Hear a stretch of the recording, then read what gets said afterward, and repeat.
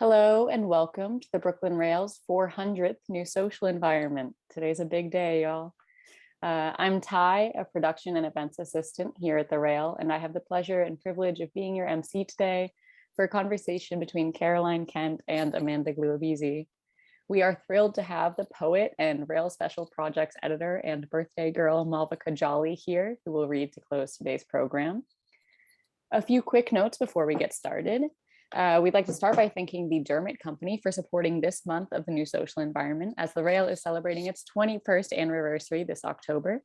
You can learn more about them and the Rail's curatorial projects at 66 Rockwell through the links in the chat in just a moment. And now at the Rail, we open all of our events with two important acknowledgements. The first is that here in New York, we are on Lenape-Hoking, the unceded land and waters of the Wappinger, Canarsie, Munsee, and Lenni Lenape people of the Delaware Nation and Shinnecock Indian Nation. The second acknowledgement is that Black Lives Matter. The heart of both of these acknowledgements is a commitment to the liberation of the oppressed and solidarity for all those who struggle for freedom, in recognition that when it comes to liberation, our histories never unfold in isolation, as said by the great Angela Davis. In that spirit, I encourage you all to check out the chat in just a moment for a living document of resources and actions. And now to introduce today's lovely guest and host. Artist and teacher Caroline Kent explores the relationship between language, translation, and abstraction through her enigmatic paintings and drawings. Caroline Kent Proclamations from the Deep, her inaugural exhibition with Casey Kaplan Gallery, is on view through October 23rd, 2021, and Chicago Works Caroline Kent is on view at MCA Chicago until April 3rd, 2022. Formerly associate professor at Ohio State University, Amanda Gluibizzi is the founding co-director of the New Foundation of Art History and Artseen editor for the Brooklyn Rail. She specializes in mid and late 20th century art, design, and urbanism in the United States, Europe, and Latin America. And Amanda is the author of Art and Design in the 1960s New York from Anthem Press. And Amanda, you can take it away. Great, thank you, Ty. Thank you everyone for being here for the 400th episode. First of all, thank you so much to the Rail. This is a huge amount of work that the people at the Rail do. I don't think that we can fully understand, because we're on the other side of it, that these are people who work like 17 hours a day. And they don't just do this, they also put out the print version of the Rail as well. So first of all, thank you to everybody at the Rail. You guys do so much good work. And thank you to Caroline, and we'll get to her soon. And then also thank you to those of you who are participating. 400 episodes is so many, and it's now more than a year that we've spent together. And I have to say that I did not expect that I would make a lot of friends during the pandemic.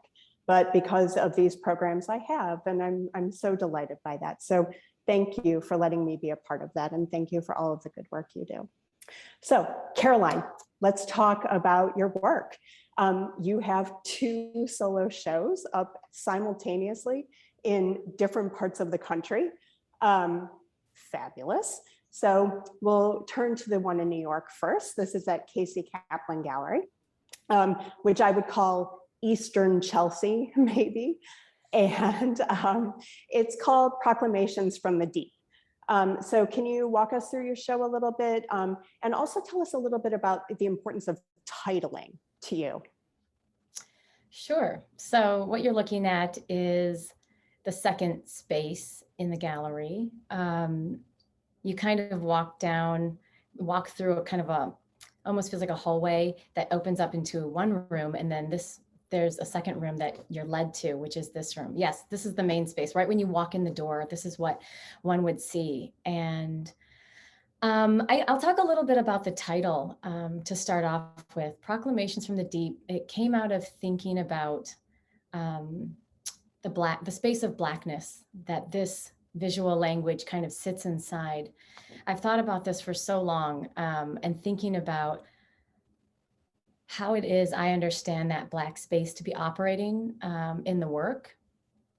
I started making these large scale paintings back in like 2014, 2015. And I always start these paintings with an all Black ground.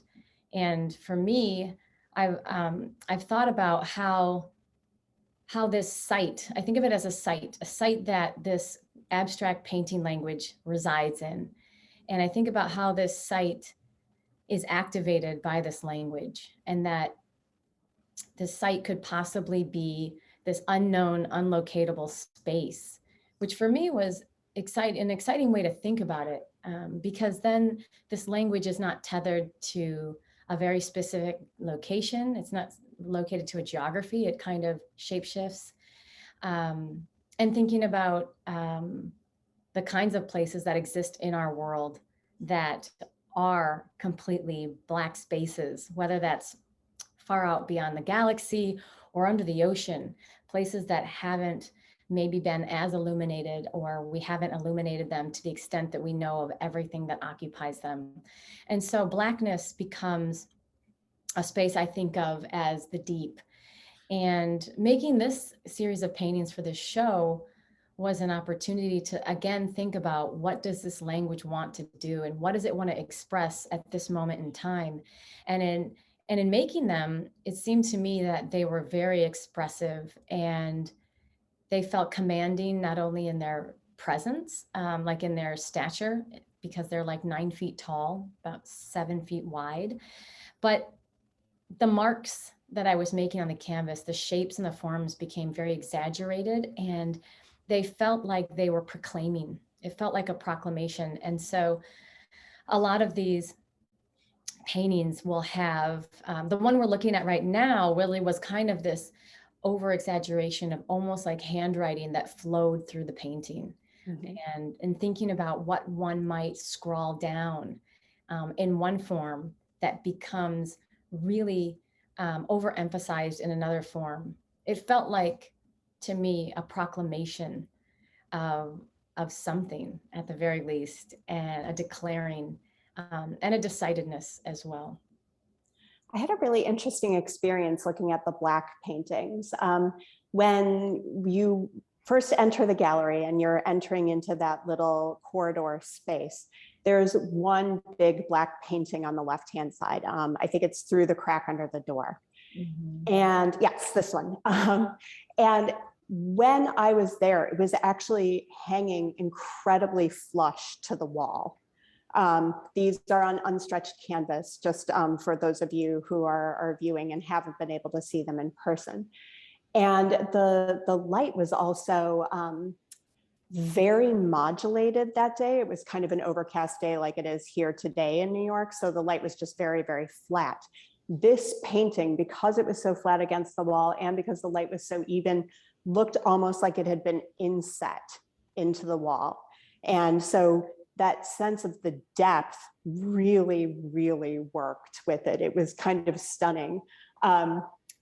Even this photograph doesn't really suggest how flat this painting looked, and then the depth that might have been suggested by the Black ground. Then others of the paintings were starting just to curl up a little bit at the edges, and so then they looked very much like they were prominent on the space. And so this idea of the proclamation that you're talking about, I felt very, very strongly with these Black paintings. For the idea of the Blackness, are you seeing it metaphorically? Are you seeing it entirely formally? How do you really manipulate that paint and that ground?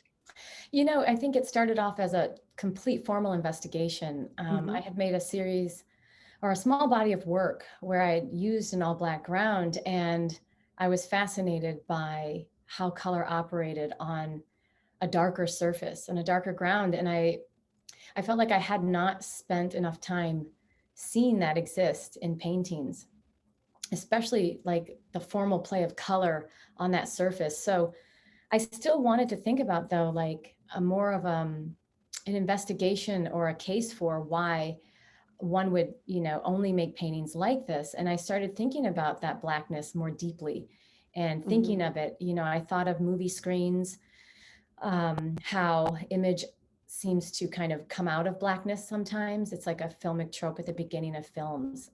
Text will come out of that place, images. And it's also a place that sometimes in film on a large black screen, images will kind of dissolve into the background. So I thought of those kinds of spaces. I thought of like even a chalkboard as a didactic space, as that, knowledge is written on it and then it's erased, and then it's a site for learning. So I really started thinking about where these other spaces in my everyday life kind of appear of blackness, and what that relationship might mean for me to create these paintings on this site. And I think, formally, what can be really fun and exciting to kind of pursue is the way that the black can kind of come on top of forms and push them back underneath and hide. It can hide things underneath it. And in this show specifically, you'll notice a lot more where I'm using what looks like handwriting, where these lines, there's dots and strikes and scrawlings kind of hidden underneath, almost as if they're like visual mutterings. That's how I think of them, as mutterings, as things that are not maybe spoken out loud that can happen. And I think that the black lends itself to do that. And that's what I enjoy, that the black becomes physically doing these things metaphorically that I read. But to go back and answer like the last title, like you had asked me about titles. I forget my titles after I title them a lot of times, because, when a painter makes many paintings, it can, you can forget all these lengthy titles one makes. But through the crack under the door, I mean, a lot of times what I'm trying to get at is this, is of the nature of how I think this abstract language is operating. And so through the crack under the door is speaking to something is being illuminated under the door. It's coming from somewhere, and it's eliciting me to be curious and wonder and desire. It's stoking a kind of desire to know what's beyond, what's underneath, and what's through. And it's something subtle that one might pass by, but it's intriguing enough to want to open the door. So I think a lot of times I find a kind of language play with the titles that allude to this desire to know more about a subject, to know more beyond our understanding, and to play in that space. You mentioned that you kind of allowed yourself to become almost more calligraphic in these black paintings. And that's something that's really on display in this show, because you have both the black paintings and then you also have this Belgian linen, which we'll look at in a few moments, which tend to be far, far more geometric than the mark making on the black canvas. How do you develop these shapes? Where are they coming from? And then how do you have a sense then that you want to mark with the hand in a really, really clear way?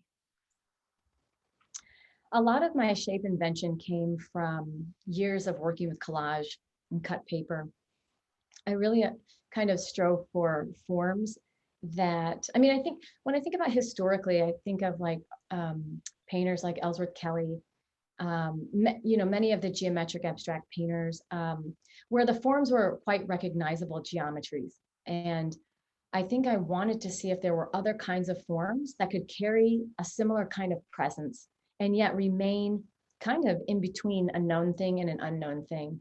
And so I kind of strive for that. And so the shape invention exercises I often do really come out of trying to find these forms that have a kind of presence, and maybe that presence is then tied to what their life is on earth, and thinking about maybe if I can take a thing and abstract it enough to where it still kind of contains the energy or the function of its prior life, and then as it's becoming something else, if I can operate in that space, maybe these forms can carry something of what their function was at one time. And so something you'll find in my work, it looks like a tent, or it looks like a lamp, or it looks like a thing that could be this or that. I'm kind of trying to be in that in-between space of an object being a thing on its way to becoming something else. And I think about that with this language, that the forms and shapes underneath, underneath a lot of the surface painting, you'll see prior shapes, and that the suggestion is that these shapes shift after a time, becoming something else, like they've arrived to the viewer in one state and will dissolve into the background and become exist in another kind of state. Ty, one of the images that might suggest this is the painting of varying degrees, which I think we have a detail of as well. So we can kind of give our participants a suggestion of this way of thinking about overlapping and stuff like that. So for me, at least, this is a good illustration of what you were just talking about, Caroline, and please correct me if I'm going down the wrong path here. We have forms that seem like they're incredibly solid until we start to approach the painting closer and closer and closer. And once we get quite close to, then we start to notice actually that they're transparent and that they're manipulating each other on the surface of the canvas. Is this what you were thinking about? Yeah, and I'm also thinking about specifically in the paintings that I make like this, where they have a very specific undershadow and then they have a translucent green form on top. Mm-hmm. I'm also thinking specifically about time and how the form underneath almost acts as a shadow, or that it has shifted, and those two forms are in relationship to each other. But I think about elements of time and how time is being translated pictorially with these paintings. You know, in the large black canvases, the larger ones, you get to see all these underforms. You see layers that are happening. And that's one way that time is kind of produced in the image making. And for these ones, I think that you only have the solid black ground. You have what I consider like the light grayish shadow, and then the shape on top. And it feels much more static, but I think I'm really interested in thinking about how the shape on top is a kind of morphing. Like maybe there's a static image, and then as it shifts over time, the green on top is kind of the movement that might happen. Mm-hmm. And whether that's translated to others, I'm not certain, but this is at least revealing how I'm thinking about it. Mm-hmm. Yeah, I think that makes a lot of sense to me, right? If the essence of painting is the idea that it is pigment on a surface, and then that its flatness is the point at which we can really understand like the form of painting, then we have to also understand that painting is made in time, and that inevitably that surface can never be completely flat. Right. And so I think that you're totally right that what you are exploring here is a temporality of painting. When we look at it, when it's a finished product, it happens to us almost instantaneously, but it can't happen that way for you. Mm-hmm. One of the things that really struck me in this show too is your use of green. You mentioned Kelly, which I think is a good antecedent. I was trying to think as I was in the show of who else uses green in abstraction? It's such an unusual color for abstraction. And I could think of Kenneth Noland and Juan Gris. And I actually think Juan Gris is perhaps the closest coloristically to you, which I think is kind of a fascinating thing. Tell us about how you derive these colors. Well, this is a phthalo green, and that green acts very transparently. And I think it was important for me to find a color that acted that way on the surface, but more importantly, I tied to the green, which we'll talk about more maybe later in the MCA show, to where I enveloped the whole room in green. But the green is something that I really equate with like plants and forests, and there's a kind of life energy to it. I don't know, and not even to sound like, no, I don't know how that sounds, but there's a relationship that I had to like visiting Mexico City and spending time there, and it was such a stark contrast to the city of Chicago, that the green started to make its way more and more into my practice after that visit. So that's where it started, but also its transparency, the translucent quality it gave. Mm-hmm. And then, trying to find a kind of complement, a neutral complement that would allow it to work in tandem with. And that's where you get these like beige colors, the beige pink and the beige brown, and the Titan buff. And that brings me to one other thing, is that I shouldn't say never, but I do not mix my colors with titanium white. I always mix them with Titan buff, which is for those of you who might not know, is just a cream color, so that all my pastels have a kind of base of warmth. So yeah, I just thought I would mention that. That's the sort of stuff that art historians like pounce on. I'm going to be chewing on that one now for weeks, actually. I was thinking too about how the idea that art historically greens and blues were fugitive colors, right? They were the colors that weren't stable in the artist's pigment selection, right? And so over time, when we start to look at paintings, they might have like a very strange underlayer to them, when in fact they were intended to be a completely different color by the artist him or herself. Presumably our colors now won't do that, but we actually have no way of knowing, right? I mean, none of the acrylic, for example, paintings that we exist with now are old enough for us to know whether or not the colors are fugitive. And so there is perhaps a very real way too that your paintings could live in time when you're using a color like green. Yeah. One more thing about these, and then I think let's move on to your Belgian linen paintings. These are unstretched, as we've already discussed. Why is this important? I'm sorry. This particular one is stretched. Okay. Other ones are not. That's right. You're right. But I will talk about why they're unstretched. Yeah, this is great. I think there was a moment, maybe I would say back in 2014, when I made the decision to start making these large unstretched canvases, that I had my own crisis with painting on many levels, thinking about why would it matter? What is my level of investment in abstract painting? And I think I wanted to reinvent painting to myself again. I did not want to walk into the room and think I knew something right off the bat because it was stretched on stretcher bars and I knew I could understand it as painting. I think I wanted to slow down the process some. And so taking it off the stretcher bars, and I stretched these on the wall. There was some way that it related a little bit closer to paper. It related more to a wall tapestry. After having spent time in Romania back in 2000 to 2002, I just noticed like a lot of homes there had wall tapestries, things that hang on the wall that are not, that did not have a border, like a frame around them. And I think, changing the form for me was an exciting place to just to start. And it took a lot of trial and error, but these end up hanging kind of flat, and there might be a light curl, which is why I think sometimes they get confused for paper, because they emulate paper in some ways when they're like this on the wall. I love that. Again, these were remarkably flat to the wall. Perhaps, as she was saying, just a little bit of a curl at the bottom and a little teeny bit of a fold at the very top, right, just to affix it to the wall.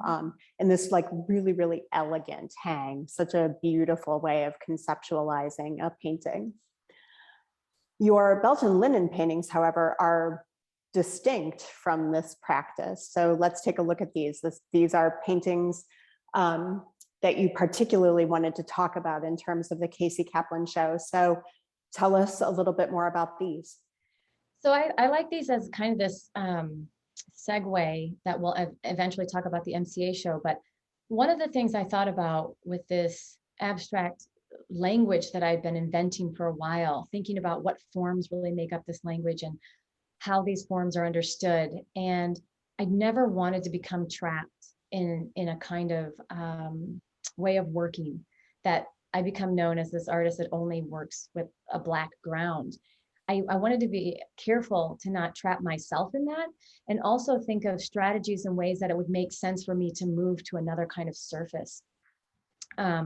Moving to the Belgian linen was a way for me to see how this language might operate under a very different set of conditions. And I think as I zoom out and look at my practice, I'm really thinking about like how it's kind of this alphabet of forms, but how can these communicate something completely different depending on the conditions? And I'm thinking of the conditions as how they appear, what surface they appear on, and and what do they appear alongside of. And so the Belgian linen was an opportunity to really pull out some poetics, I would say, that I've been wanting to do for a while. These are much more reduced. You see that they kind of operate like symbols. They almost become really reduced, like, I would say like the way that I've thought about them in the past is like a poem, a very short poem. And adding those wooden elements on the side was, part of it was an instinct. I knew I wanted to have an object. I wanted something to move outside of the frame of the painting.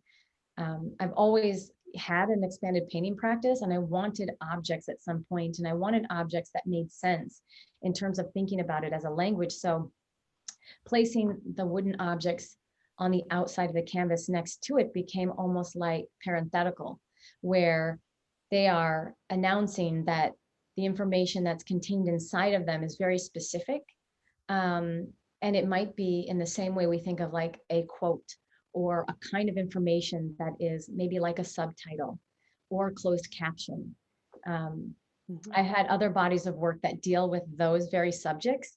And so this seemed like it made such sense to me, you know, in thinking about painting and thinking about how would these objects act? Well, they act like maybe how I think of quotation marks or parentheses, or how, what do you call those? I'm forgetting what you call all these little things, the comma, the expressive marks that come alongside written text. So that's how I think about these. And they allowed for me to, thank you, punctuation. Thank you, Natasha. They allowed for me to kind of be softer and to be quieter and to be elusive a little bit more. And not to say that the gigantic black paintings don't do that, but these operate a lot different. And there was something really satisfying about being able to move between these two very different contexts. So I have a lot of questions about these. First, are the shapes of the wooden, I'm going to call them framing elements, but I am happy to be corrected if you feel that's inappropriate. Are those shapes derived from the shapes within the canvases or vice versa, or do they not have a relationship to one another? They're not, I wouldn't say they're derived from them. No, they're just accompanying them. So I'm thinking of ways in which they can, I mean, they're definitely elongated forms, but they are forms that have at one time maybe have shown up in a certain way within a painting. All my forms end up becoming somewhat recycled. If I don't reuse a shape, it's definitely like a close cousin of a shape. It's varied. I like that idea of a close cousin, actually. This is probably the Belgian linen painting that struck me the most, just because of the surface that we were dealing with, but also the shape of these wooden framing elements were so evocative to me. They could be a profile of a person.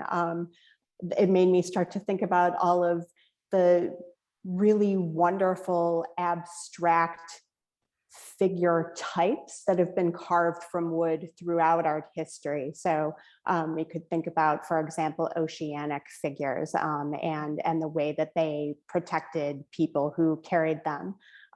There's a particularly fabulous Zulu spoon in the Louvre that is one of my favorite objects on earth. And so I was thinking about the figure there. Do you see them as figurative or as like guardians at all, or is that taking it way too far? Well, I'll say yes and no. I'll say that in the MCA show later, I will show that there's one work in the show I call Sentinel, and it is like standing guard.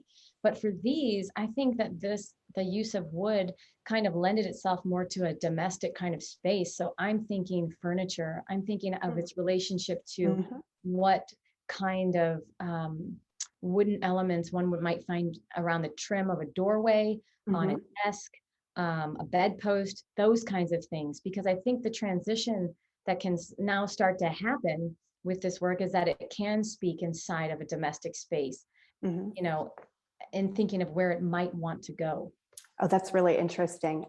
One of the things we should point out to our participants who haven't been able to see these in life is that the wood here is not raw, right? It's actually been worked. And so it's supple in a really, really beautiful way.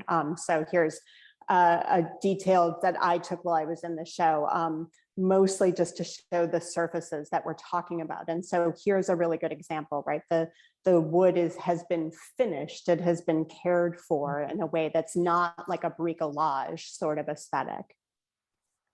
You know, what's funny about this image, I want to say that, okay, you see there's two dark green shapes. The smaller one on the left, I had finished the painting and I hadn't put that mark in. I didn't put that shape in.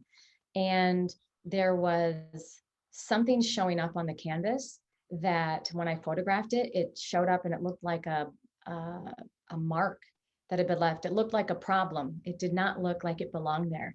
And I was so frustrated. And working with Belgian linen, you know, I am actually, you can't make any mistakes. You can't drip, you can't do anything, or else all those things are going to have to somehow be worked in because, you know, it's raw linen and it's you got one shot. And so I ended up adding that second shape because I could not get rid of this. There was an aberration or something in the surface, or maybe it was like some Liquitex, some like medium that had gotten on there.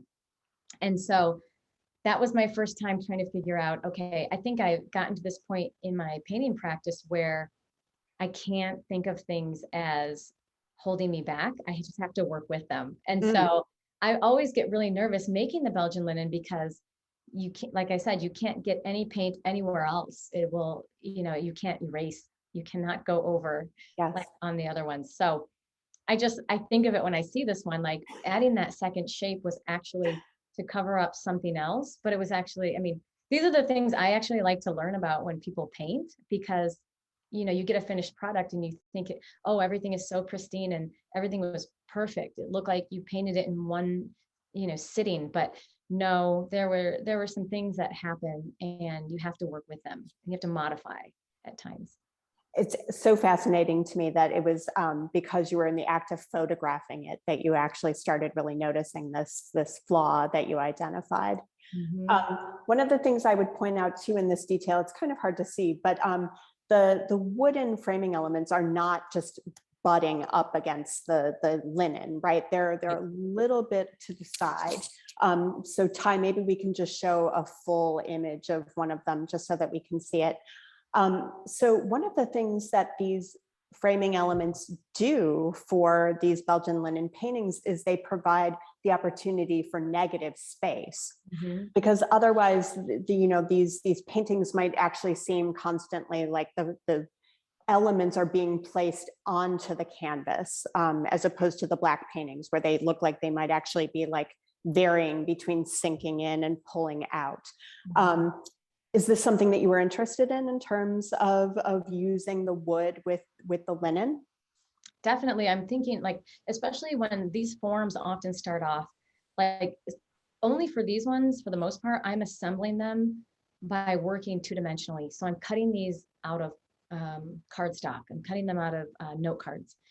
And I'm assembling the entire image that way. And when you do that against a darker ground, you really see the negative space play quite effectively. And so I'm always being mindful of that. And I wanted these forms to have their own kind of, their own character outside of that, but also not detract in a way, to not make everything have to be so embellished. But I feel like, these are squares, and the square is kind of, I don't know, it's kind of generic in its form. So then it allowed for a moment where I could embellish these a little bit and get intricate in some of the design there. And I think the one other thing that I really felt about them standing in this space is that the black paintings are vertical, whereas these, though they're close to square, are horizontal, except for the one really small one, which I think is an endearment. I could be wrong about that.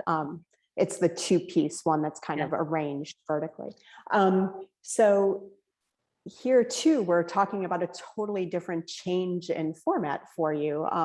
Light ground and dark ground, really big paintings, slightly smaller paintings, unstretched, stretched, and now this idea of vertical versus horizontal. How is it for you to work in this different formatting? Well, I feel that artists sometimes feel the pressure to have to, maybe not have to, but I wanted to make sense of things that I've often had a desire to do. And I didn't want to do them without them making sense and being able to kind of speak to the rest of the work that I'm making in the practice, not feel so on its own. And so there were many things, I think like early on in my practice, there were one-offs. I would make a thing and then I would make another kind of thing. And I'd worked with cement early on, and I had made a cement postcard. It was this heavy block with cement, made of cement. And in the top of this block was an imprint of a postcard, and it had a space for correspondence and it had a space for the address. And my initial impulse back then was thinking about how cement was this very heavy material, and that thinking about a postcard, this very light material, but that it had this really kind of heavy emotional content at times scrawled on the lines of it. And I thought of juxtaposing those two things, of bringing them together, like that maybe this heavy weight could somehow get at the kind of emotional weight that is often scrawled when two people are far apart, and they only have a small amount of space to kind of convey sentiment. And so I've always liked cement for that reason, that it metaphorically made me think of emotional content or weight. And so bringing it now into my practice, bringing it back, was this opportunity to think about that kind of emotional content while having something that is recessed, something that is taken out of it, and making this kind of imprint, absence within the cement itself, and thinking about its relationship to these pictorial, kind of more reduced, cryptic, symbol-like paintings. And so thinking about what is the relationship between those two. Yeah. This one reminded me so much of like a Jasper Johns sculpt medal, because of the color and also its tactility. I was so surprised to read it with cement. Again, it has this very interesting softness to it when we look at it in life that we can't really tell from a photograph. Yeah, and I think too, I was following just an impulse or a desire, and I think those are really good to follow, but to keep following. I kept following it, and I wanted it to find its rightful place. It had found other places, but I really liked this because it also was this way to juxtapose these two materials and try to see like, what do they do together? And also thinking of them as a kind of enclosed diptych, like a conversation, like a call, or like a response, a question, back and forth, not unlike the two spaces, or the space of the postcard, where I was thinking of like, what goes into the space? What does one want to say in this kind of space? And so they become really romantic for me. I try to be less so, but. I love that. It's so interesting to me that you referred to this as call and response, because when I was standing in front of it, I had a really hard time choosing which of the panels I was interested in looking at. And every time I came back up to the top, I was drawn to that pink. It almost looks like a two-ended dog shape, I'm going to call it. And that is then a call and response, right? It is a back and forth. It seesaws back and forth in the composition there. And so then you are guided, your eye is guided to then seesaw back and forth vertically as well. The composition here works so beautifully. I loved this piece. Thank you. And I think it satisfied something in me to think about that this language, like once the language is established, like how it's presented and what it wants to do is kind of the great part of figuring out how that can work for me. That keeps me engaged in thinking, okay, what does it say and how does it communicate when it's recessed, into this material? And what does it say when it's on the surface of this material? And how can those be a conversation between themselves? That's actually really interesting. The idea that what does it want to express? And so this is actually a really great opportunity for me to ask you, are you deploying these things as a language that you speak, or are you deploying them perhaps as a language that you've heard but you're not familiar with? Well, it's funny. I catch myself talking about them a little bit removed, like, I'm curious what this language wants to do. I'm curious what this language might be up to, because there is a way that, as much as I've constructed this language, and I wouldn't say it's like, it's not spoken, but it's definitely visual, that I'm learning how it operates best. And I'm kind of creating the context for that to happen. But I feel that I'm on a kind of journey learning this as I go along. I don't have these things like resolved ahead of time. And, in the past I've talked about, I think that this language is up to something because it seems kind of elusive to me. I feel like there's been a slow reveal. And I feel like I'm just at the beginning still of thinking about these things. I love this idea of elusive, right? It eludes us, it gets away from us just slightly, but also elusive, right? It constantly refers to something else. And so we can actually make some really, really wonderful word play here. And then the one other element in this Casey Kaplan show is your obelisk. And so I want to just give you a chance to talk about that too, so that then we can move on to your MCA installation that's up right now. Tell us more about this. Yeah, this was an opportunity to think about what could be done to kind of contain, I don't know, to think about like origin stories, or where this language might have come from, or where it's going, or where it's come from in the future even. Like I kind of think in these sci-fi kind of realities at times, which are exciting to think about.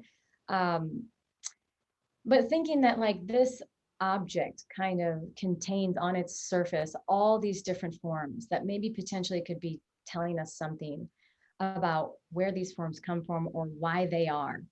And it felt like a shape that even referenced, the infinite column by Brancusi, but also thinking about in other cultures, when one finds a kind of like a form like this that might exist that has markings on it that relate to a larger writing system and what that might look like and be. So I feel like it was an early attempt to try some things out, that these forms could be on the surface and kind of molding around it, and all enclosed in one form. Again, here's just a detail and a really good example of the fineness of the wood that Caroline is working with here, and how beautifully it's finished. It's so interesting to think about a subtractive process here. First, you're taking this big block of wood and whittling it down to a shape, and then you're moving even finer grained into the wood in order to subtract particularities from it. The recess continues to show up in my work, and I think the recess form has as much stake as the painted form. I'm learning, I'm realizing, and maybe this is a great segue to I think it's perfect. So Ty's going to move us into the MCA show here.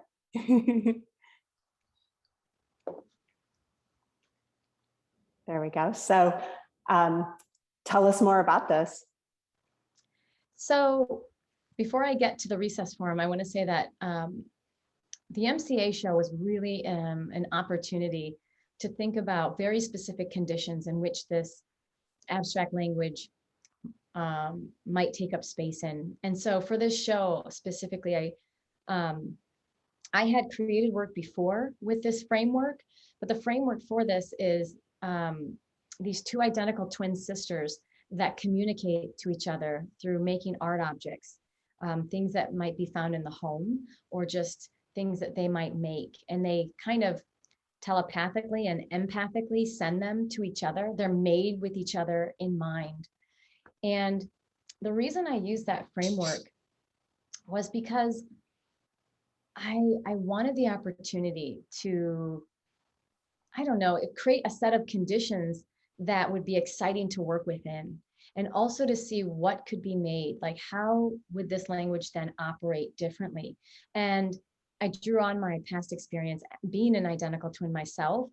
And I started thinking really specifically about what was it like communicating with my twin growing up all the way up to this present moment. What is the space that seems to make the clearest connection to abstraction? And I found that it wasn't in a made up, invented language so much. It was in the space of abbreviation. It was in the condensed way that we speak with one another.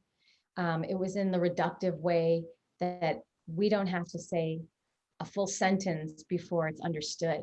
And I don't necessarily think that is totally only possible for twins, but I think it's in the space of kinship. When one is really kin with another, they start to communicate in a very specific kind of way, and they can share language. It happens between couples, siblings, best friends.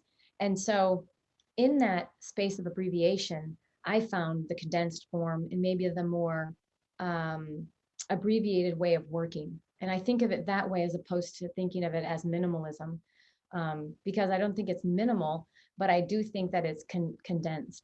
And so in that space, it made sense to me that these two twins would communicate in these abbreviated forms. So what you're looking at in this image, there are two wooden pieces on the ground.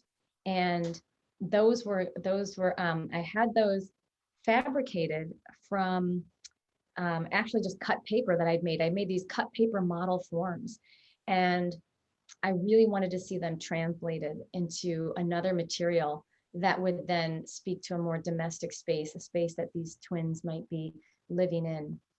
In the carpet, there are these markings, and you'll notice those markings are the same kind of markings I use in the paintings. That kind of denote, in a very basic way, they kind of denote or emphasize. There's a kind of underscore that happens. And so those were made right into the carpeting. Behind those two figures in the back is a recessed space into the wall. And so I really was excited to try something new that I had never done. This having a show at the MCA created a lot of opportunities to try some new things. I've never had a whole space. I've never had taken the risk to like color a whole space, one color, to the carpeting, and to the ceiling. Like that was really a big move, because as artists, we often practice in public. We do things in public, and also working with museums or any other kinds of spaces, there is a distinct timeline. You have, a timeline to tell them what you would like to do. And I think I remember wrestling with that, like, do I want to do this? If I end up hating it, it's going to be for a really long time. And if I don't hate it, that's great, because it's up for a really long time. So I think, it was a risk to just dive in and try this new thing. And I often think of like the exhibition space as a rehearsal. So it was appropriate for me just to go for it and try these things. So you'll see a bookshelf on the left. There's a plant that actually has a sound element with it. And then there's a large painting in the back. And then up in the upper left corner is a cement piece that's sitting up in there. And that's the piece I titled Sentinel. And to go back to an earlier moment you had mentioned, do I see, the wooden elements as figurative, as guardians? And I think with that piece, it did take on a figurative kind of presence. And I did title it Sentinel, as it was kind of overlooking the room. But I will say there's also a reference to what I have seen in Mexican homes. Like when I was in Mexico City visiting family, in Mexican homes, you will see recesses in the homes. And sometimes they have religious iconography in there, or it's just a sacred space. And that's what I kind of wanted to unfold into the experience of the room. That's really lovely. I was thinking too about, the niches in ancient Roman homes for the ancestor figures. There are two, kind of guardian figures and a way of thinking apotropaically. So lovely. I was also really struck in this photograph, particularly, that the shadows cast by the two wooden figures also make what I would think of as like Caroline Kentish shapes. So here, everything is really, really considered and in a really stunning way. For those of us who can't go to Chicago right now, are people permitted to walk through and around the space, or do you see this kind of as more like a proscenium stage where we're kept away? That's a really good question, because I thought of both of those things. I had here in Chicago, there's the Driehaus Museum, and it's a home that has been turned into a museum. And so you do have a sense that you're only gazing on certain rooms, other rooms you can enter. And I did think about that in terms of thinking, do I want people to be able to walk in, or is this just where they're to see kind of the residual furniture and the residual objects of a relationship that happened in time at some point. This picture doesn't show it, but there are actual stanchions that go in and around things. So observers are able to walk in, around, and through. And it's nice because you can go in and see the recessed space. You can walk around and get a little closer. And you can look at the books on the bookshelf, which were maybe one of the most fun things to do for this show, I must admit. I always had wanted to make sci-fi book covers, and I think this was the closest. Yeah, that's the image. Like, it was an opportunity to really make these singular forms on these books. And I thought of it as the twins finding, unused books in their home that are just sitting on the shelf, and like taking them and repurposing them into paintings. And now there's a book that's contained inside where that information has been rendered maybe mute. And what you're left with is you get something on the cover that might allude to what's inside, but you can't access it in some ways. But And what is the sound element in the plant? so the sound element is kind of where I'm thinking of how these twins actually communicate to each other. And as I kind of write this fiction about them in my mind, I'm thinking about how something like a plant contains a kind of frequency. And so the sound element in there is a low frequency of like static almost. And it goes from one room to the next. There's another plant in the other room that also, has this. And so it's static. It's how they're communicating. And it's what makes it possible. In a prior exhibition I had at Tiger Strikes Asteroid, there was a furniture object that both the twins had seen at different moments in their life.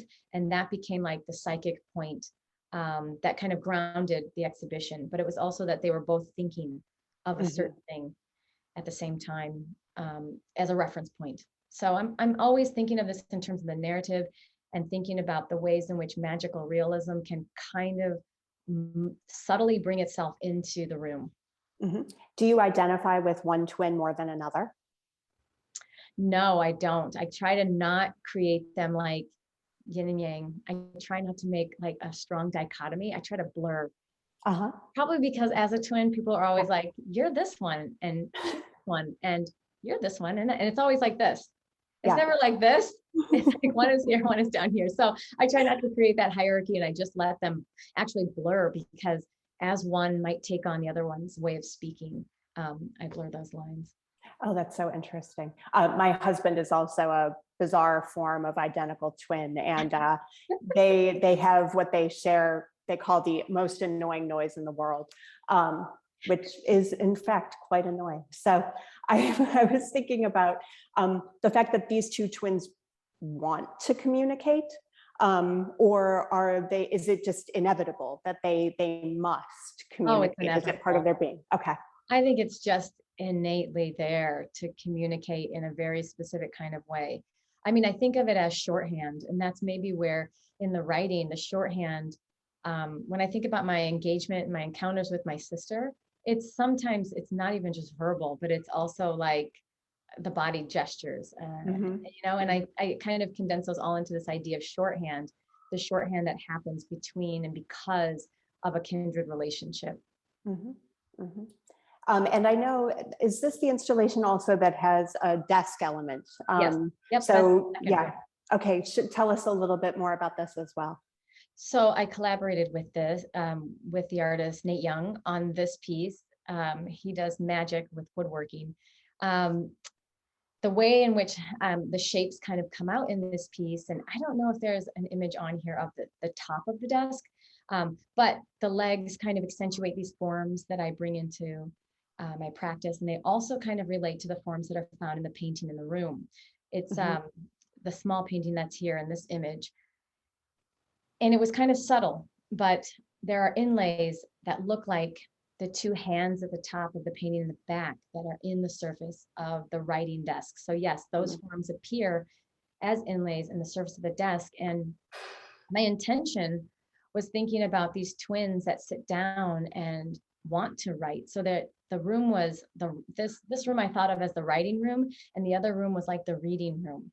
And thinking like these are the two kind of romantic spaces one goes into to write or to read, and that these would be found in a home. Behind this exquisite desk is the recess into the wall.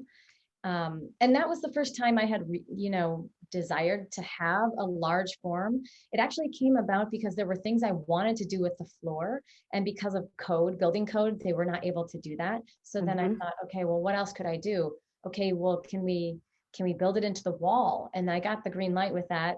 And so when I realized the kind of presence that is really hard to translate through an image, but when I realized that kind of presence that exists with a space and a wall, it feels as alive as a painting. It really does. The shadows that are created. And I just like this idea of taking away the absence of it actually created more. Oh, that's really interesting. I have a really dumb prosaic question, but did you give the museum instructions about how you wanted them to vacuum the carpet? I did not. I was not that high maintenance. Well, the reason I ask is, of course, because, like as you vacuum, it's like shoveling or something, right? Like you can actually like vacuum patterns into the carpet. And so you could actually wind up then with something that you didn't intend, that could also be seen as kind of a shape that you meant to be there. Right. No, I did not have them think about that. You really just get the pattern of feet that have like marked all around. And presumably, if this is up long enough, and of course it's in Chicago, you're going to really get patterns of feet.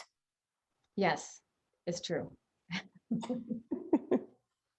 So then with this piece, do you then see this installation as a total work of art, or do you see it as elements that can be swapped in and out of it? I mean, I would probably say yes to both things, both ideas. Like this was really an opportunity to see what it would look like as a full installation, and having the work sit in a context, a specific kind of site. But I definitely think that as I go on and create other iterations of this, I could definitely see different kinds of furniture pieces and other kinds of work happening from it. I mean, it was really great. One of the things that I so appreciate is that the opportunity to have a show in a museum, I'm always, and whether it's in a museum or whether it's in a project space, I'm always thinking about how it can lead me to another thing after that. And so I think it really benefits me to take these kind of risks and try different things, because it opens up pathways to other kinds of ways of working with materials and further ideas. Well, that's the perfect segue. What are you working on next? Oh my goodness. So I'm thinking I have some things on the docket for next year. One of them is at Banff. There is a wall project, and the wall project, it's a large curved wall in their amphitheater. And so for that project, I'm working on more than just painting the wall, a painting on it. I think there's going to be some wooden elements that sit on top of the wall in various locations. So that has helped me think of these things, like just thinking about recess, and then thinking what building out might look like in the opposite direction.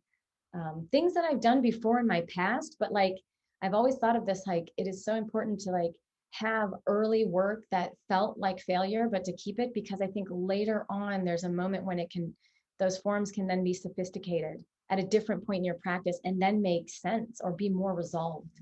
So that's what's next. I'm thinking about that. It's a really wonderful callback then to the idea of pushing and pulling, or having a call and response, right? This recess space that then also pushes forward, these works in your past that push you forward into the next part of your practice. It's a really wonderful way of thinking about it.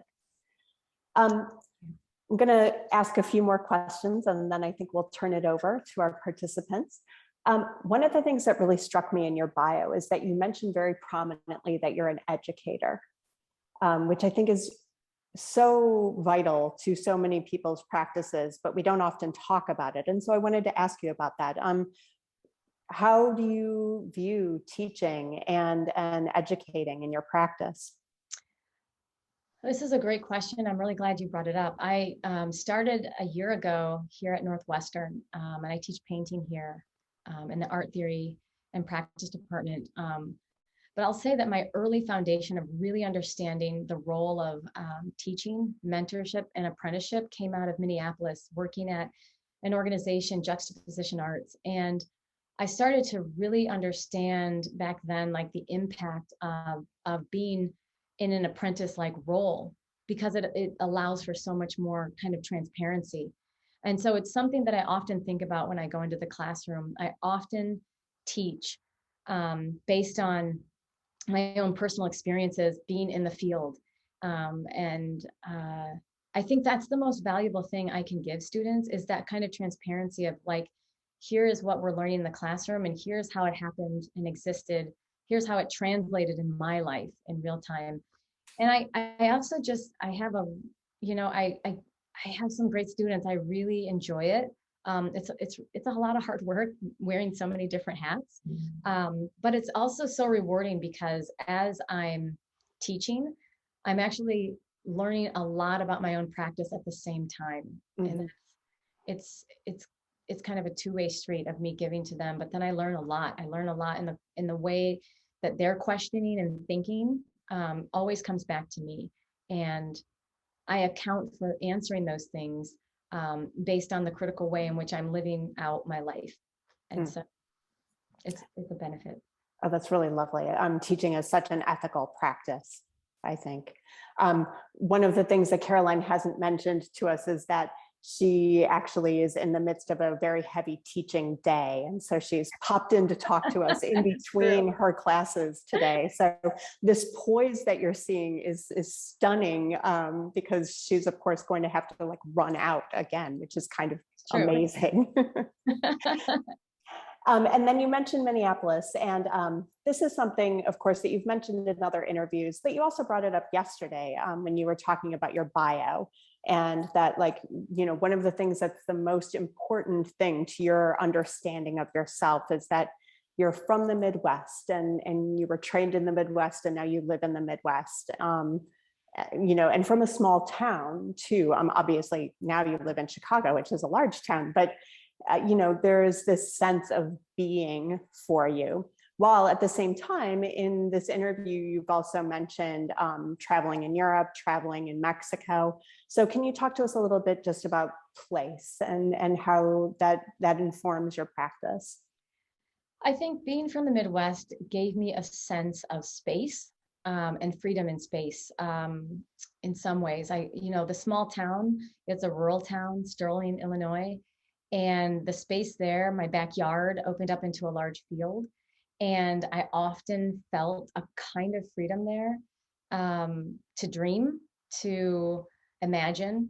And I never took that lightly, because I knew from even just traveling to different places in the world and being in different places in the world that that's not always available. But one thing I'll say is that even going to the University of Minnesota for grad school, it was a 3-year program. And one of the things I feel that I got most out of that program was time and space. Not space in terms of the studio space, but like space to like think and kind of go a little bit slower than a 2-year program. And I found that the faculty there often encouraged processes. So I would say that the strength of the program lay in, there were a lot of strong formalists there. And it gave me time to really work on form. And traveling to other places gave me the critical awareness to think about what form means in the Midwest and what it means for where I'm from and why I'm attracted to certain forms that maybe don't exist in my environment and in my landscape, but yet maybe are coming from other places, like Eastern Europe or like Europe or Iceland, wherever I've been. Like, what is it about those kinds of forms? Is it because of their lack of familiarity? Is it the strangeness of them? Is it because they're more obscured where I'm from. But it gave me time to be critical and think about those things and what these forms might mean. And I think that the Midwest has also put me alongside many others that have a very specific kind of work ethic. I grew up working in cornfields to working in a factory to knowing this kind of labor, but also being paired with being outside a lot. And I think those things all get translated later when there's no place for them to play out. They get translated into my everyday lifestyle, and they get translated into making, they get translated in my studio, ways of working. And so that's how I feel like where I'm from shows up in my practice all the time. It's the kind of labor that actually goes into my practice that is kind of invisible at times. That's really lovely. Thank you. So it's about 2:10, and I think we should let our participants ask some questions so that they also can have an opportunity to talk with you and to learn more about your work. But again, thank you so much for having this conversation with me. I've learned so much about your practice, and I'm so deeply appreciative. Thank you. Thank you, Amanda. My pleasure. Thank you both so much. We were talking in the pre-check about how when you can't see yourself, you forget that you're being expressive. And the whole time you guys were talking, I was freaking out. So hopefully I didn't look too crazy. Love it.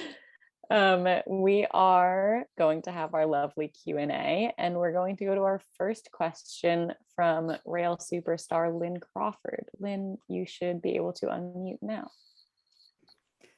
That puts a lot of pressure on me. No pressure. Lynn is a superstar without having to do anything.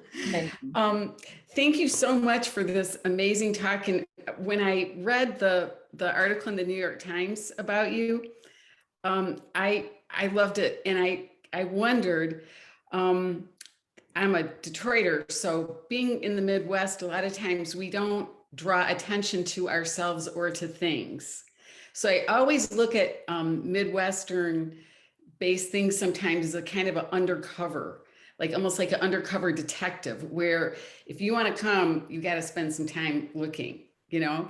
And one of the things about your work that I thought today was, at first I thought, oh, there's this blend of stasis and motion, but then I thought, I think stasis is just a myth, because everything in your work has some element of motion, but just they're not always the kind that are obvious.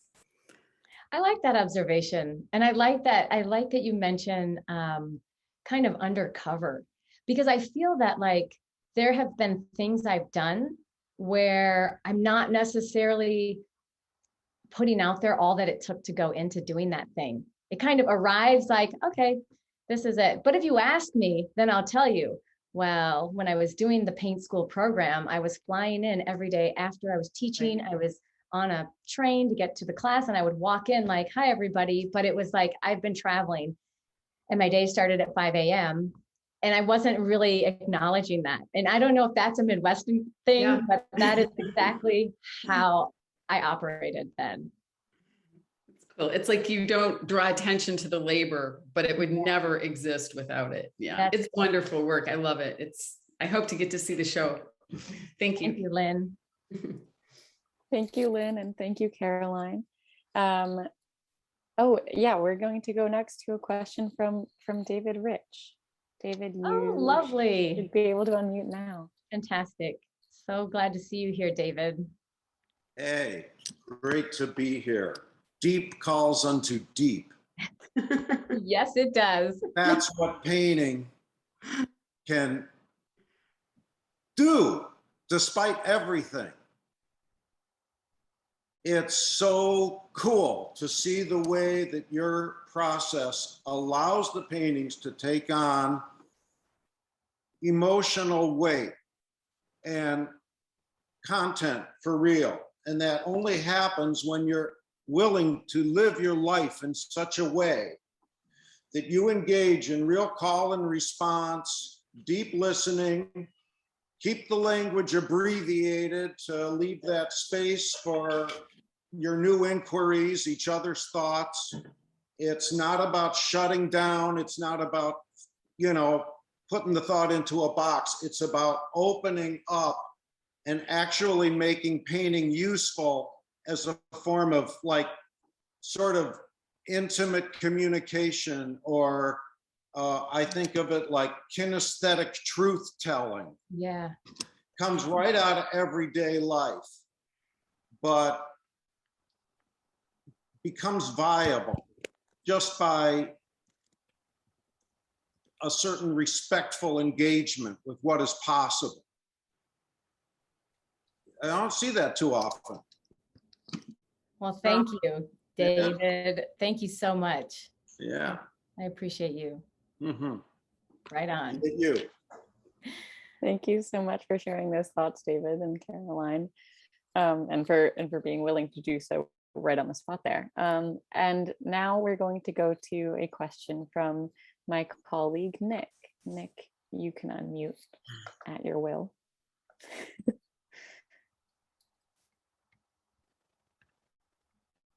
Oh, can he? Hi, I'm here. Can you hear me? Yes. I'm sorry. It still happens. My Zoom it froze on me. Well, I want to thank you both. Thank you so much, Caroline, and thank you, Amanda. My question is, Caroline, for when you're approaching creating a new work, it feels like a form of like vast world building. And I'm kind of curious in terms of these sort of conceptual backgrounds, where you start whenever you approach a work, because we're talking about this work beforehand, and it kind of feels like almost the way a fiction writer would approach something. And I don't know if that is not a very kind of comparison, but yeah, I'm kind of curious about that starting place. And whenever you approach a new work, where are you drawing your sources from? So I would say the most literal way that I start is by building up the ground. And so when it's in the time of building the ground that I have time to think about where it might be going. And so you'll notice there's underpainting that happens. And even the underpainting, like, you never want to use an amazing shape in the underpainting because then it's going to get covered over. So sometimes I like find these forms and I'm like, how did that come out so early? And so sometimes I might like try to bring it back later. But I think it is in the time of those, of making the layers, I have time to think, and it's almost reductive. So it's almost like I kind of make that space on the canvas full, and then I start taking away. I start painting over, pushing things back. So it's kind of reductive in that way. And then I start bringing onto the surface what needs to be there. So that's just a practical way of how I start. In terms of like something like the Victoria Veronica show, what comes first? I think it starts with one object. It'll start with an object, and maybe that object, everything in the show gets built out from that. I started with the books. I had been making the book cover paintings, and I wanted the rightful place for them. So then it necessitated that I have a bookshelf. And then the bookshelf was like, okay, now we're in a room. Well, I want plants in the room. So there's plants, and then there's walls, and then there's carpet, and then there's what other, okay, this is kind of a reading room. What could accompany this? Oh, a writing room. Okay, now I need a desk. So I think like in practical terms, it does start with one thing that kind of starts to grow out from there. Thank you so much. But I do want to be a fiction writer. In some ways you are. I'm trying. Thank you, Nick, for asking that question, and Caroline for responding. And now, usually right now would be the time that I would hand the mic to Fong Bui, the sort of captain of our ship. He sends his love from another meeting right now, but that means that I get to ask a question, which is really exciting for me. And I was sort of scribbling furiously while you were talking, but I was so excited. And I think this jumps off of kind of what Nick said a little bit about how this kind of seems like a writer's approach in some way with your world building.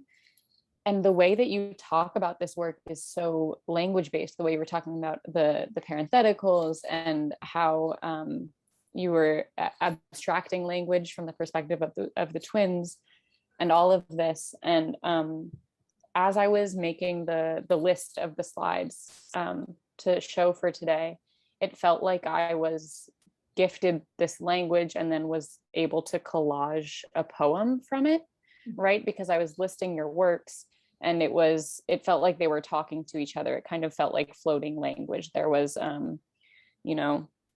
it was through the crack under the door, beyond the limits of everyday musings, and they just flowed into each other like that. And I was thinking about how walking through the gallery might feel a bit like language hanging in space. Sorry, there's construction happening outside of my window. But I was wondering if that language and that relation and the way that it sort of does hang in the space like that is another way that you slow down the perception of your work, or what other ways you slow down the perception of your work. Because I know you were talking about that with the unstretched canvases. I'm so sorry to give you so much all at once. Yeah, I'm trying to think, like, where's the question in that? It's like, is that how I'm slowing people down, the viewer down, by thinking of this as language hanging in the space, kind of like floating, you called it? Yeah, I guess I was wondering what your relationship is to the spatiality of your language. Sorry that I took so long to get there. No, it's totally fine. We're in this together. I'm going to try to understand you as best as I can. Well, I think that, if I'm understanding you correctly, I'm thinking about like the physical location of painting and the physical way in which it's interacted in a space, and how it does need a kind of space to breathe. But there's also a space that goes into the painting and then comes out of, that's around it physically. The blackness is almost like it can go back and recede inside and then come to the viewer. There's a space that happens around it. And I think that, for the Casey Kaplan show, I would say that spacing was, I would say two things. One, that when I saw that show hung for the first time there, the lighting was so drastically different than my studio. It was like seeing the work for the first time. It was like seeing so much of what I didn't even see. Like there were like, oh yeah, there were scrawlings and tiny mark making that wasn't even illuminated to me because it was in underlayers. And then you could see those layers so much clearer. So I will say that just seeing them in that space was really kind of shocking for me, of how maybe I need better studio lights, but you never really get this opportunity in your studio to see all the work together and to see how it operates. I can't hang like 10 paintings in my studio. I don't have a big studio like that. But also just, there's something that was really nice about the kind of lighting and the kind of space around and the spacing between, so that it allowed, because there's a lot going on in those paintings, and it's helpful to have a lot of space so that there can be an element of time that translates from the paintings and everything that's going on to the viewer. So that's the closest I can say to answer that. But to get back to maybe even the titles and thinking like, how do that kind of writing that I do with the title, I feel that is total residual leftover from like writing back in my 20s that never had a place in my practice. It's like there are other things one does outside of just, maybe making art. And one of those things was I watched an incredible amount of film and movies. And I think I was always, maybe in my other life, I'm a B actress or like a B screenwriter. I don't know. But I think it found its way later. It found a place that made more sense. And that there can be like this play of language that happens with titles and in the space itself, I would say. Thank you so much for fielding all of that and making sense of it. I really appreciate it. You're welcome, Ty. And now we have the very exciting pleasure of moving to poetry. At the Rail, we have a tradition of ending our community events with a poetry reading. And today I am more than thrilled to welcome our poet laureate of the day, Rail events assistant and birthday queen, Malvika Jolly, to the stage. Writer and translator Malvika Jolly is the Special Projects Associate here at the Brooklyn Rail, where she works on Radical Poetry Reading Series and Common Ground, among other things. And you can ask her about the new third world. And now I'm going to mute myself from the introduction and pass it to Malvika. Thank you, King Ty. Thank you, Caroline. Thank you, Amanda. Thank you, everyone. Okay, I promised that I would not do this. Oh, great! I came in with so many notes.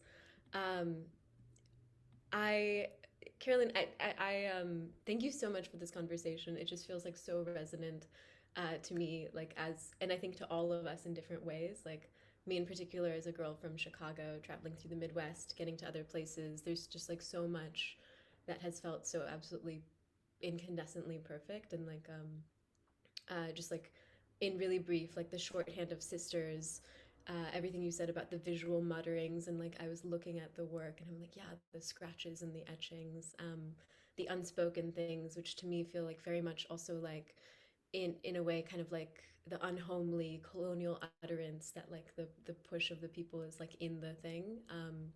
So much of what you said also like resonated with we have an artist also in Chicago and friend Torquasia Dyson, who sometimes comes on this show and then talks very brilliantly about like Black spatial liberation politics and like what it is to be in the Midwest in these weird spots, different places, thinking about like experiences of like free geography that like spills into the work. So this has been just like so fantastic. I'm so excited to see the show. Hopefully I'll see it later today. So the poem I'm gonna read and share from comes from like a series I'm calling Dream Daughters, and it's a crown of poems. It's kind of about genealogy. So each like first line emerges from like the last line of the previous poem, and in that way it feels like to me similar to Generations. But because I'm like a very imperfect writer, the crown is not perfect, so it's like it fucks up at different points. Also, I think similar to Generations. And I guess I asked Ty to pull this up because as I wrote the poem, I've been writing it out and then discovering like predecessors to it, like in this conversation. But then also Ty has a line that they write that is like, I'm a daughter born so the world can have a daughter. And in that I saw a predecessor to this poem I'm going to share. And then I came across like this June Jordan that I loved so much as a younger person, about like, the tree, we're meeting up at the tree, we gotta get out, we gotta go there, and the tree's not been planted. So I wanted to put that up into the space briefly before I started reading. But I'm gonna read a few poems. They go one after the other. I'll try and keep it quick. And Ty, you can take it down now if you'd like. But thank you all so much for listening. Okay. So everyone take like a breath, a sip. So I'm gonna start right in the middle because it's very long. Okay. Dispersed across the ambient of the world, we dream daughters like bougainvillea, climbing up a boundary wall as old as independence, and we also dream daughters like a vine of moonflowers blooming only once in an Englewood alley, Chicago reference. My dream daughter, she went to work for a time at the farm at World's End, learned to sow there that which will grow no place else, spilling out from her mouth the seeds of remembrance, and she possesses that rare infatuating knowledge that the world is nothing but a swollen reliquary for the forgotten and the departed, and we are in its belly for a fortnight only and no longer. She reminds me of you, of me, of everyone we have ever lost found again, and she reminds me of no one, only of herself. While I write this poem, she is tunneling away from me on the transatlantic train. She is in the locked bathroom compartment, curling her lashes with a spoon. Speaking of portals, she has carved into her bedroom door an orchard of flowering jacaranda trees, and when she moves out, they keep blooming in her absence. Now here emerges the gardener, white-haired, who has tended to them his whole life, tended to my dream daughter her whole life, and answering an inquiry into the rainy seasons of his life one day, he opens his palm, and there we see her likeness, among the vineyard's tangled roots. Among the vineyard's tangled roots, we are speaking again on the scale of generations. We are speaking again of doors. It is a tradition on the occasion of dying in our family to be laid out on your very own front door, the door to your ancestral home, and we dream daughters who bear a notable likeness in sleep to your aunt's aunt, my aunt's aunt, our aunt's aunts, who upon the occasion of dying were all carried out by a parade of mourners on their very own vanity tables as they marched, throwing down her perfume and ether bottles and cracking them down on the rocks as they went. Let them know, she had instructed. Let them remember that I was a fragrant woman. When kissing, she remembers how poetry lives on, fragrant, womanly, not in collected works and literary presses, but by taking your turn in that archaic gesture, passed from mouth to mouth. In summer, a young man feeds my dream daughter gnocchi he rolls for her one off a time. Off a washboard he pulls from the back alley, sands down with a strip of sandpaper folded into his wallet. He reads her a long poem about time until sunrise, and then he begins all again. He reads with so much conviction that he no longer needs the verses. He reads with so much conviction that in a collapsed bed, a fragment of her heart sleeps contentedly still. Her father hires a carpenter to build her a desk special fitted to the best lit corner of her room to read from. But when the power cuts out, she studies her exam papers on the street under the light of the halogen lamp. And as a child, she whispers secrets into the mirrors of parked cars, recognizing in them pairs of shy and hesitant ears. She meets another man in the streets of a distant city, and when he laughs, my dream daughter smells almond blossoms from a distant landscape, loses herself for a season, then returns. Losing herself for a season, in her infancy, we go on twilight walks down Blackstone and Harper and Kimbark, circle the building shaped like a toaster, night bicycles, sleepy cycles in the parking lots on Pulaski, and get thoroughly spooked altogether. We travel to the Goan Coast to attend Portuguese New Year's Mass. On the night the power cuts off across the city, we walk into the Arabian Sea all together, bathing in the ink-black nights of each other. In university, she's reading third world feminisms. She's worshiping at the altar of the Black radical tradition. She's running away to Portobello, to former slave ports and colonies. She is remembering, she is knowing, she's becoming acquainted with what it means to be free. She's visiting all of her aunties in Kumasi and cooking jollof. She's sailing away for Cuba to help bring in the sugar harvest. She is reading Amar Chitrakatha comics and sipping mango juice from a fruity bottle. She spends long summers and full days, my dream daughter, with herself, learning about sovereignty. In the summer of learning sovereignty, we find the house that held a vineyard in its palm, its 1,000 mottled bottles, its secret basement uncorked and rancid. Did you know, I tell her, that back in the day the globe was covered in olive trees, this forest unburied with villages, that sometimes, and she stops me here, the spoon in her hand like a cane, and her already looking out past the story to the future, to the garden, like a tiny forgotten shard of the moon, she tells me gently, my dream daughter, she says to me, our wine is sour, yes, but it is ours. And I'll stop there. Thank you all so much. Thank you so much, Malvika. What a lovely, incredible, incredible poem to close us out today. Thank you so much. I was storming lines in the chat, and what an amazing thing to relate to Caroline's work as well, thinking about these daughters and the carvings and all of these things. So thank you so much, Malvika, and happy birthday, of course. And thank you, Caroline and Amanda, for being with us today. I appreciate all of you so much. They are really causing a ruckus on my street right now, so hopefully you can't hear it. And thank you all who tuned in today and for your incredible questions and ponderings in the chat. As the Rail celebrates today our 400th new social environment and the month of October, our 21st birthday as a free and independent publication, I want to thank you all for making the Rail what it is and for always sharing your lunchtimes with us. We really appreciate all of you. As always, we will share the recording of today's program in our YouTube archives, so it'll be available in a day or two if you'd like to revisit the conversation. And you can join us tomorrow at 1 p.m. for a tribute to Alain Curley, featuring Francis Greenberger, Maria Mitchell, Robert C. Morgan, Carter Ratcliffe, Dorothea Rockburn, Rebecca Smith, and Fong H. Bowie. We will conclude with a poetry reading. And now you may all turn on your microphones and say goodbye as we leave. Thank you, everyone, for coming. Thank you, Caroline. Thank you, Caroline. Congrats. Thank you, Caroline. Thanks, Thank you, Caroline. Amanda. Thanks, Happy Amanda. birthday. Thank you, Thank Ty. you, Nick. Happy Thank birthday, you, everyone. Malvika. Great you to all. see, great to see and hear all these ideas.